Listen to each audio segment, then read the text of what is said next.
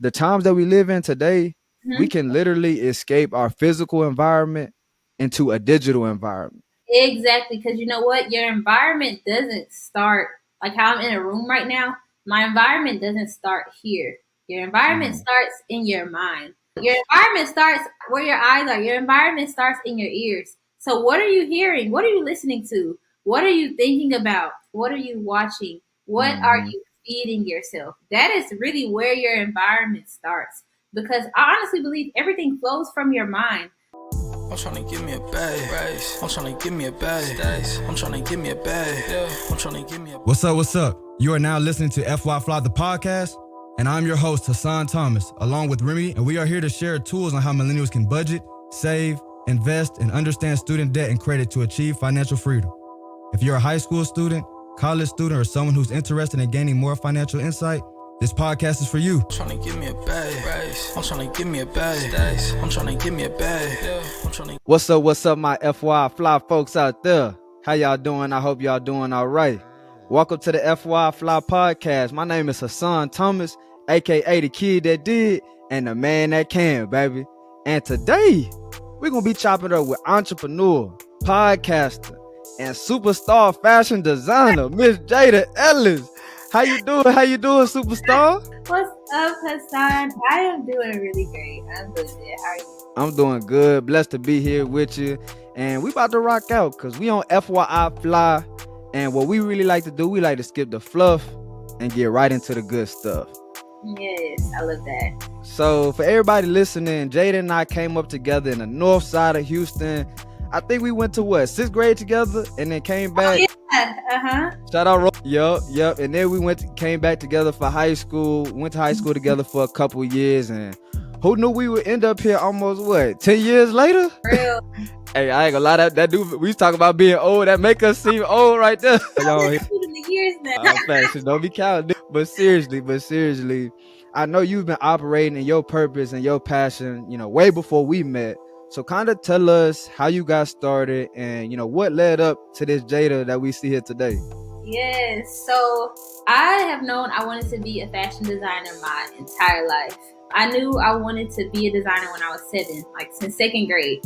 And so I feel like I've always been able to say that I'm grateful that I knew my purpose or somewhat of my purpose super early on.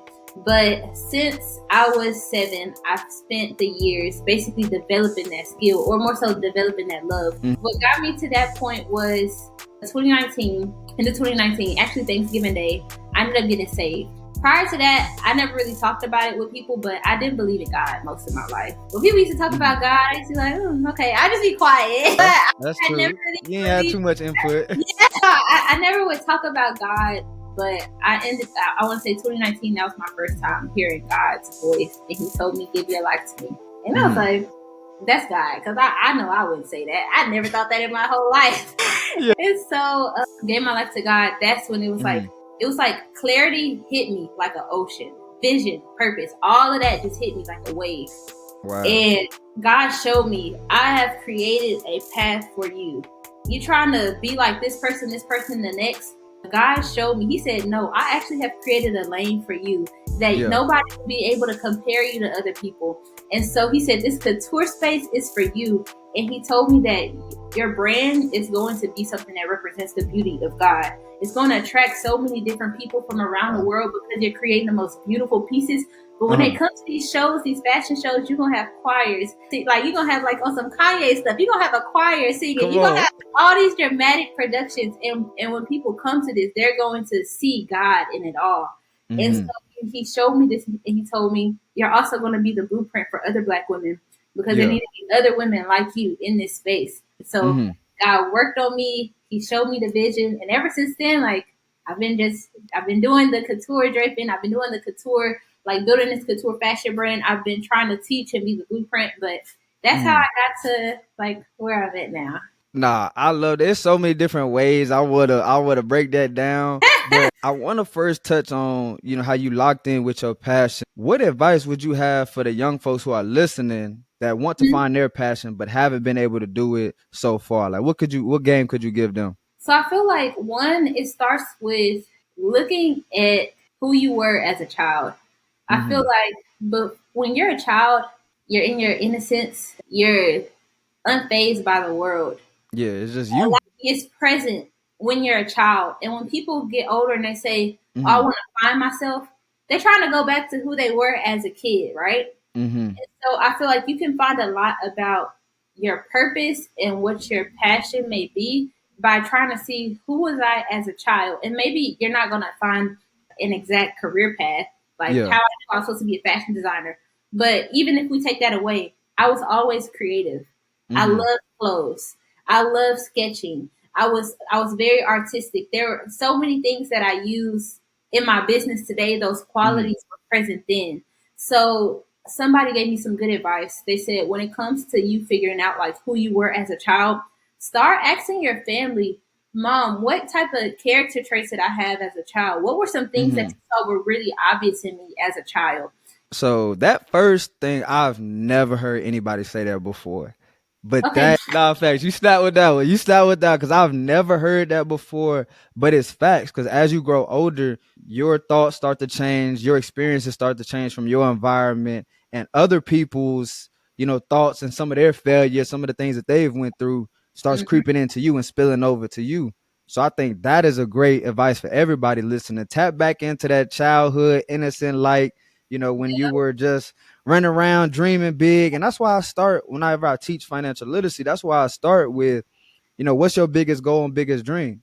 Mhm. Of course, the money, the money is like is a byproduct from you accomplishing your biggest goal and your biggest dream. So I think that advice was huge, but really I feel like by the grace of God, we are seeing some early success in both of our careers, and I'm super proud of us. I want to know from you, what would you say has been like the biggest lesson that you've learned that really keeps you going? That's good. I have a lot of lessons. Give it to us. Give us your top three that you kind of like really rock with. Your network and your environment matters more than you know. When I really got around some people that was entrepreneurs for real, Hmm. it changed everything for me. So why exactly? Dive into that. So one, being around a group of people, I was always the motivator. Like in my close group of friends, I'm Hmm. saying, y'all, we should do this. We should do that. Let's talk about our Yeah, you goals. was always like that. Yeah. Like Hmm. that was always the type of person that I was. But as we get older, I'm realizing my friends getting annoyed by me saying this. They don't, these same friends that I have, I literally had people tell me I don't want to talk about my goals. My close friends, I don't want to think about my future, saying it in disgust. Yeah, that's terrible. That's how Oh my people think. god. That's really how Yeah. people. So going from that to having a group of people who hold you accountable, they're like, "All right, Jada, you said you was doing this. What's the update?" I have one of my close. I have a close group of friends now. We do book club twice a week where we all Yeah. read different personal development books, and we're giving each other the different gems that we're getting from the book. Hmm. But having people that hold you accountable, having people that put you onto resources, That's what I having was about to say. That accountability. and I'll say to add on another thing, money management was also a big lesson. As a business owner. Yeah. So I mentioned earlier my first time doing prom season. Prom season is only a couple months. You know, prom is only at the end of the school year, so it's Hmm. only a couple months. I would make thousands and thousands and thousands of dollars. And a month after prom season is done, all that money is gone. That money is gone. It's disappeared. I don't know where it went. Yeah. And so I would do that same cycle for multiple years I until I remember we talked about that when we yeah. talked like after college. What caused the switch for you like mentally? Because I feel like you got to have your mind right too. Like once you got your mental right, then everything else will follow. Like you could have the want to, but until you like, okay, I'm finna get right with my money. I'm finna use this money to build my business and stuff like that. So when was that click for you? So I'll say changing my environment when it came to money helped. So Yeah, I I had a can lot see of that. friends who were very bad with their money. The person Hmm. I dropped out of college with a close friend who ended up becoming one of my best friends. He was very terrible with money. We were both fashion designers, so our money looked the exact same throughout the whole year. He Hmm. would get thousands of dollars and lose it as well. So Yeah. the person that I'm living right across the hall from we are doing the same thing. But then when I got around people who talk about smart things that they do with their money, Yeah. it's like, oh, okay. So I'm like around people who are teaching me things, better things to do with my finances. I'm seeing how they're living. I'm learning about credit. I'm learning, and I'm like, okay, this is a better financial environment for me. So that also helped with me starting to take steps. So I think, especially one of the big keys for today is watch your environment, be conscious of your environment, because it truly has. And one thing I said on an interview one time, I was like, the times that we live in today, we can literally escape our physical environment into a digital environment. So even if you're not in Atlanta, even if you're not in, a big entrepreneurial space, YouTube, online masterminds, e-courses, all So these different things that we can do now that people couldn't do in the 80s and the 70s. Like, we got to take advantage of them things. exactly, because you know what? Your environment doesn't start like how I'm in a room right now. My environment doesn't start here. Your environment starts in your mind. So your Facts. environment starts in your where your eyes are. Your environment starts in your ears. So what are you hearing? What are you listening to? What are you thinking about? What are you seeing? What are you watching? What are you feeding yourself? That is really where your environment starts. Because I honestly believe everything flows from your mind. So even Facts. everything that you're thinking about, everything that you're talking about, all of that flows out and it creates like the life that you currently live in. And so I believe that, and this is something I just thought about, as I started to work on myself, as I started to get more into my personal development, and I started to feed myself better things, my environment started to change around me naturally because I Yeah. started at the environment within me first, and then that flowed out to my physical environment. Come on, man. You input and you got the right output. I love it. Exactly. I love it. Hey, while you were saying that, I was like, talk your stuff. Talk your stuff. I was keeping a straight face, but in my head, I'm like, yo. You Hey, funny. bro. I was telling you, bro. In my head, I'm like, hey, but we got a couple more questions. We're going to keep on rocking out here. So I feel like if you could pinpoint the biggest challenge of being a young creative, an entrepreneur, independent artist, what would you say? And I ask it that way because I feel like we really all going through the same thing.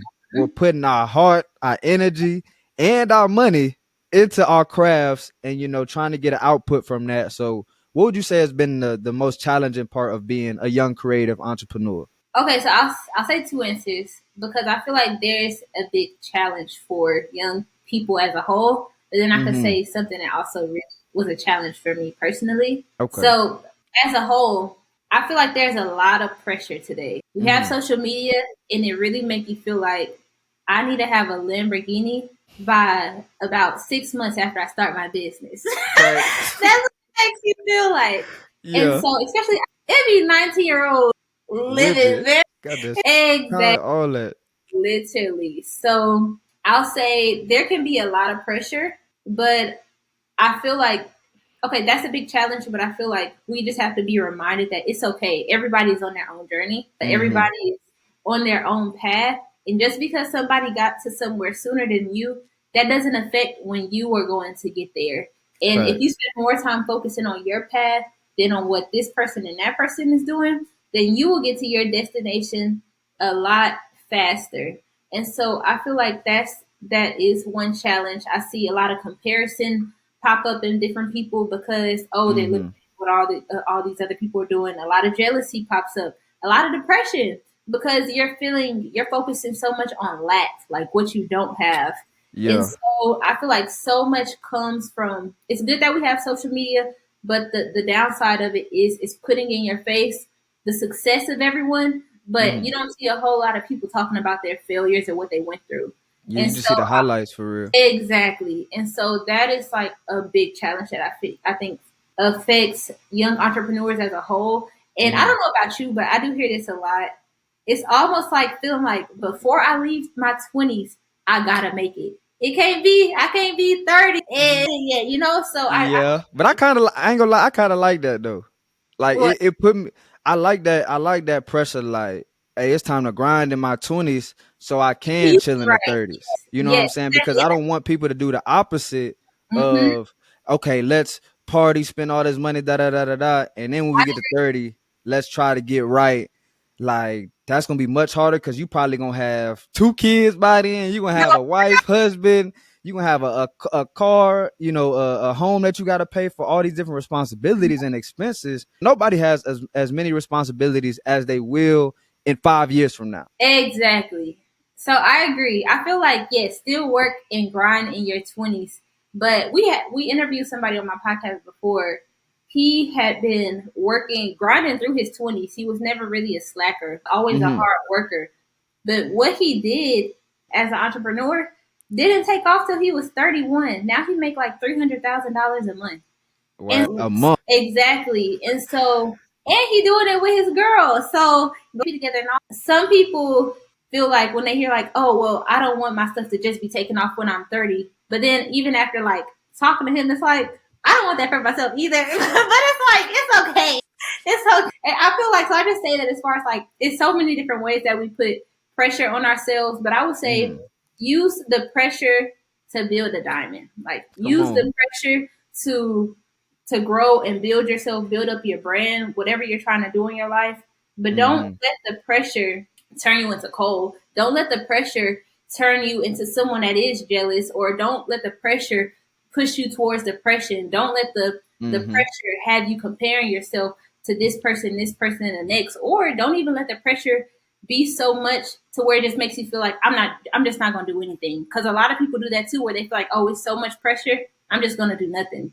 And so I say that's something that I feel like affects young people as a whole. I guess you could say knowing how to manage the pressure, because everybody doesn't know how to manage it.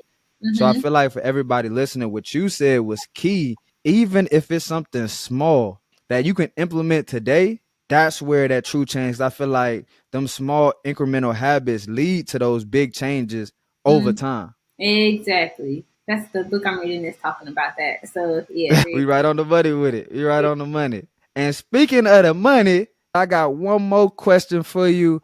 We can't let you leave here without asking you the famous final question. yes. I'm going to say 2 quotes, and I need you to let me know which one is more accurate in your opinion. You ready? All right, bet. So the first one is more money, more problems, like Biggie. And the second one is money can't buy happiness. Which one do you believe is more accurate in your opinion? Or which one do you agree with? I feel like money can't buy happiness. It's more accurate. Okay. You have to find happiness before money. Mm-hmm. And I feel like you have to find happiness before money. Even though money can bring you the opportunity to do things that make you happy, maybe go certain places and do certain things. Yeah. I know plenty of successful people with a lot of money who aren't happy. So I feel like you have to find happiness before then. And also, even with the more money, more problems, you're gonna have problems regardless of whatever. It don't matter what your bank account looks like. That's You facts. gonna have, when you become rich, you're just gonna have rich people problems. So I feel like every financial level is gonna have problems. But definitely, I feel like money cannot buy happiness for sure. No, I'm with you. I'm with you because when you got to really, money will bring you that, like you said, money will bring that temporary happiness, but it won't bring that internal joy that you have, whether you're poor, whether you middle class, or whether you balling, rich and famous. So you got to have that internal joy because we've seen many stories. Deion Sanders, I just saw one with Shaq. Shaq talked about he got home to his $1 million mansion, had nobody in the house, got 8 different rooms that he just goes around and looks. And then he goes in the garage and looks at the 7 cars he got, the McLarens, the Maseratis, all them that stuff that he got. He can't drive all of them, so he just looking at them. And then he like, dang, I don't even want to go nowhere. So he just goes back on the couch and sits and watch TV, which he could have did, you know what I'm saying? In any level house, in anywhere.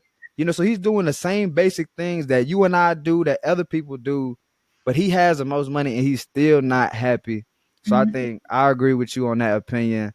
So thank you so much, Jayda, for joining the show.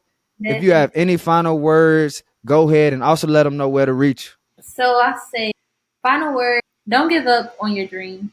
Whatever it is that you want to do with your life, whatever dreams and visions that are aspirations that you had as a child, go after them, keep pursuing them. You only get one life. And I hear a lot of people talk about, especially I guess more so religious people or people that believe in God.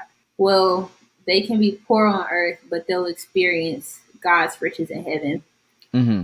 And God wanted us to experience riches and just all the beauty that He's created here while we are on earth. Yeah. And you have to know that I feel like we were put here for other people, right? We're put here for impact. So to impact other people, just like how you impact so many people, I'm impacting designers and different things like that. So we are here to impact other people. If you did not follow your dreams, there will be so many people who wouldn't have been impacted. Same for me. And so even if you don't want to just think about, oh, I should pursue my dreams for myself, it's almost selfish not to pursue your dreams because your dreams are always much bigger than you. Even though you think it's about you, it's really much bigger than you because it impacts so many people. It impacts the family that you have. It impacts the people around you. It impacts your community and all the people that you were sent here to impact with whatever your purpose or your dream is. All of those people are literally not being impacted right now because you are deciding not to do what you were sent here to do. So definitely follow your dreams. And if y'all want to tap in with me on socials and all that good stuff, you can follow me on Instagram. My main Instagram is at I am Jayda Ellis, and it has all my business pages on there in the bio, so you can check those out there. But thank you for having me, Hassan. I am super proud of you. Hey, I feel the same way about you, man. We really out here doing it. And to your last point, like we really could have did this for 2 hours, but I got a meeting. I gotta go eat before this meeting. But I just want to leave one last thing. That's what you said has really transformed my thought process because I used to get nervous before I would speak because I thought it was about me. I thought it was about, okay, I can't get up here and stumble and mess up. But when I realized it's not about me anymore, it's about since I actually know the information and I'm confident about it, it's not me. I don't care if I stumble. I don't care if I mess up. But I know at the end of this class, what that person or whoever's listening is going to walk away with one thing that they can get better at, that they can improve at. And that's my whole goal when I teach. For somebody to walk away with one thing that they can implement, like you said, and start improving. So for everybody, whenever y'all trying to find your passion, don't be selfish, like Jayda said. Don't be selfish. Go chase that dream because you got people that you got to impact. You got income that you got to get, and you got a lot of fun and a lot of different things that's waiting for you. So we believe in you. Thank y'all for listening. Thank you for joining. Y'all know what we need. We need everybody to stay safe, stay invested, and stay FYI Fly. We'll see y'all next week. Yeah. Thank you all for listening to FYI Fly, the podcast, and we hope you enjoyed the show. Tune in next week for more financial literacy insights with our special guests. Please visit our website, social media platforms, and subscribe to our YouTube channel at FYI Fly Podcast. That's FYI FLI Podcast. See y'all next week and stay fly.